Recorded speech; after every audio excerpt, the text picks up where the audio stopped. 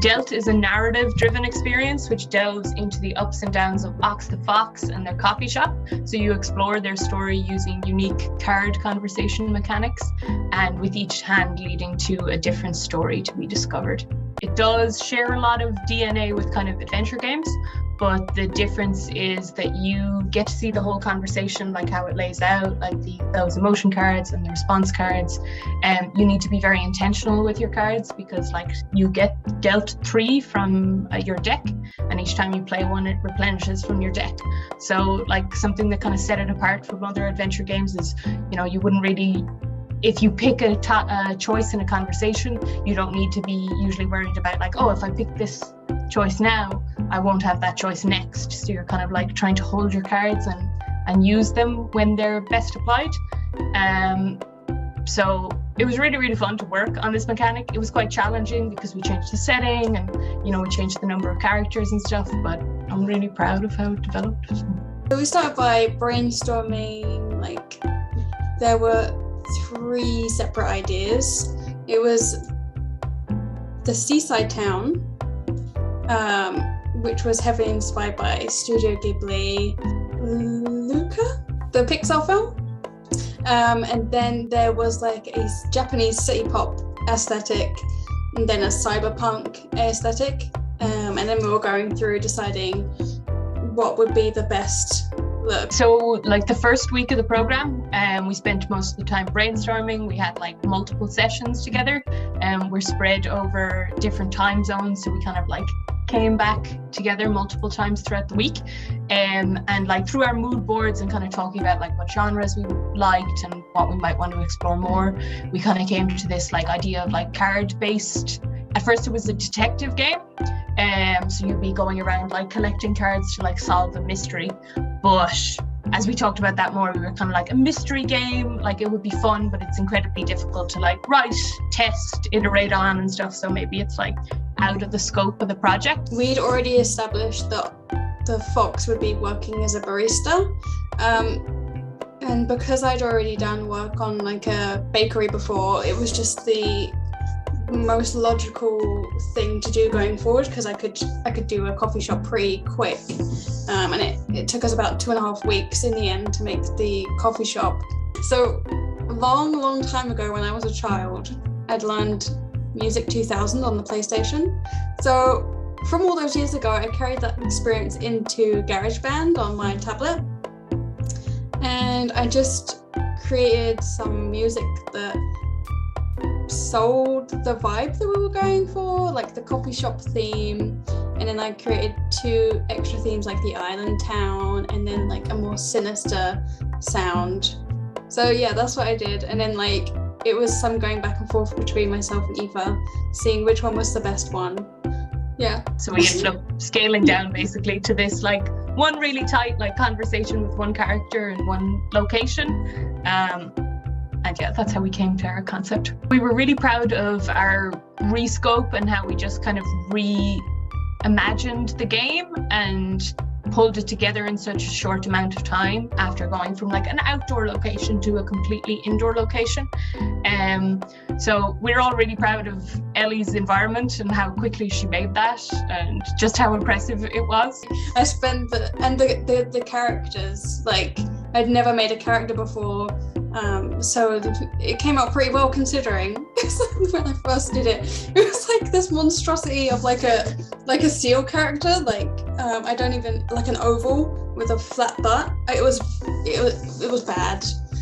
So to go from that to Ox the Fox was unbelievable, to be fair. We were getting near the end. I think it like the crunching became more of a problem like as we were trying to finish, like particularly with our rescope. So I remember Pika was very good actually at saying like, okay, what do we need for this to be a minimal viable product? Like what is our checklist for vital things that we can do in a reasonable time that we won't like kill ourselves getting done? And I think that was really helpful for not like working way too hard. And also just being flexible of like, throughout 3 months, things happen where people can't work for a while. And I think that was like almost everyone on the team at some point or another. So just like being flexible of like, don't like think the game is more important than your health and your mental well-being and stuff. Like just adapt and like take things out because it's more important.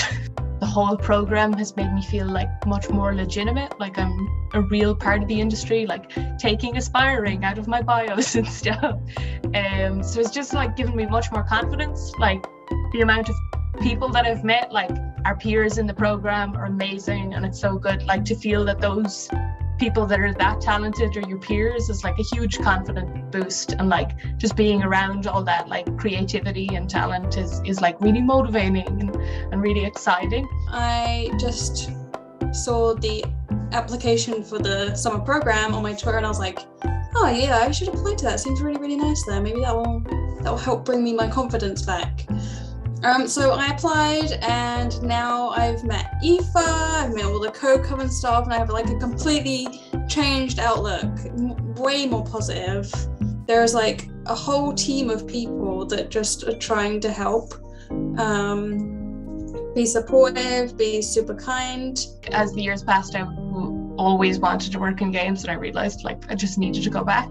So like I did come into the industry with like a certain level of trepidation that I don't think I really have anymore, because like Ellie said, like Code Coven just gives you this really good like safety net, might not be the right word, but like this feeling of support, this feeling that there's other people actually around you that have like the same outlook as you, that aren't toxic, that are trying to like actually help and support you. And just like I knew about that abstractly, but I wasn't involved in any of those spaces, so I still did feel like I was kind of on the outside looking in. We need, in this industry, we do need voices from all different kinds of people, not just one type of person. And I would just say, yeah, apply. The most amazing supportive staff, the cohort are so lovely and like supportive. Like the way you're encouraged throughout your life, if you're a marginalized person, to not go into games, that just pushing back against that is so important. And like Ellie said, like having marginalized voices in a company, both for like the stories we create and the like workplaces that we have, is so important, because like you need both. Like you can end up with, there's nothing worse than like, oh, we've made this game about marginalized voices, but nobody of marginalized voices works here. It's like so awful to see. We just need a continuous influx of programs like Code Coven, other programs to like uplift people properly. And it's like such a difficult problem to solve, but like the main thing is more voices, more diverse voices, and then it becomes a self-fulfilling cycle, because you have people who are role models that you can like actually see, of like someone like me works in an industry. So I think it's so important for us to continue to push to like have more diverse voices and bring more marginalized people into the industry. When you can't see yourself or someone's not represented, it's like, well, do I belong here then? Like, I'll just go somewhere else. But the more that there are diverse voices from all walks of life, the more people feel comfortable in pursuing something that they're passionate about, which is games. And games are incredible storytellers. Happy what we got done during the program, but we decided kind of as a team that it would be a bit too difficult to move forward with it. So you can find it on Itch, and you can play it on Itch, and leave us a review and a comment. But what we're doing now is both myself and Ellie and Pika from our team are working in the Cartomancy anthology. So we are doing the strength card, and we're very excited of what we're going to make when development hopefully starts out and Kickstarter.